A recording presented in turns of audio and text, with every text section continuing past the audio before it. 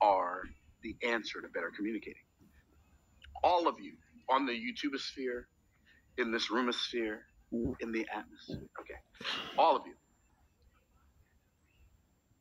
Do a test with your spouse, your children, your child, a brother, a sister, a coworker. Do a quick test. Okay.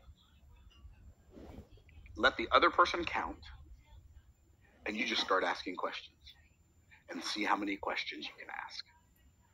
The average person cannot ask 10 questions in a row that are connected. Can't ask 10 questions in a row. Can't do it. And because they can't do it, it's not your answers that make people feel like you care about them. It's the questions that you ask that lead to the answers that cause people to feel like you care about them. See, when someone does something and you assume you know the reason they did it and you assign a motive, but you don't ask, they believe that you think they are there to serve you, which they are, but it's not your job to discover that. My job is not to discover how you are here to serve me. That's not my job. That's your job. My job is to discover how I'm here to serve you. Are y'all picking up what I'm putting down? And the more zoned in, tuned in, focused on that objective I am, the more successful I'm going to be. Why? Because people may resist you telling them to serve them. To serve you. People may resist you telling them to serve you. But they won't resist you telling them that you're there to serve them. You will meet no resistance. And so questions are the answer to better communication. Like ask people, how are you feeling today is a good question. Maybe they're not feeling well. Is there anything I can do to help? How would you like me to pray for you? Right? As opposed to, they tell you how they're feeling, and then you go into a drunkalogue about why they shouldn't be feeling that way. Your communication is going to get better.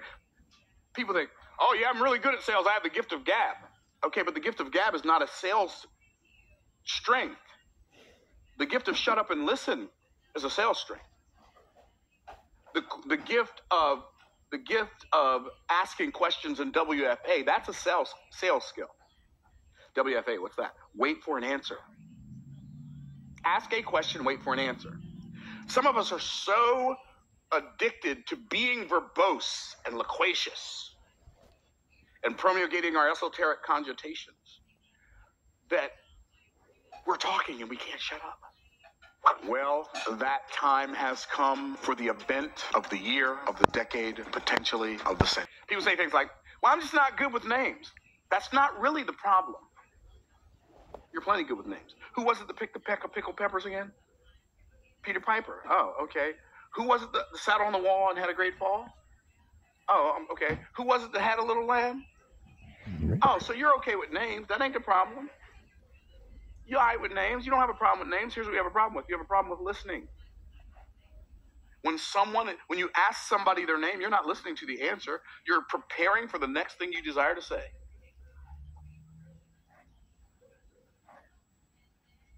Can I get a witness? You want to get better? You want to get better at recalling people's names? When they tell you their name, you ready? Here it is. It's a big word. Listen. Guess what else you can do? Ask them a question about their name. If they have an unusual name, wow, that's a cool name. What does it mean? There's a question. What does my name mean? I don't know. If somebody says, I don't know. I'll ask somebody, does anybody here not know what their name means? Everybody knows you all know what your name means? You don't know what you do? Does anybody here not know what their name means? Okay, so I'm going to go with Siobhan. Siobhan, Siobhan, what is your name? Oh, that was stroke of genius right there. Stroke of genius. Hello, what is your name? Siobhan, what does it mean? If you could assign a meaning to it, what would that be? Powerful. So from now on, let's make the meaning of your name powerful. Siobhan the Powerful. See what I did there? So now I had a conversation with her about her name. I'm going to remember her name. she's going to appreciate the fact that I gave her the idea to become Siobhan the Powerful. Are you tracking? It's just a level of showing that you care in communication. I might ask, Siobhan, that's an interesting name. How do you spell that? Siobhan. Bhan. That's how you spell it, really? Is it like French? Okay.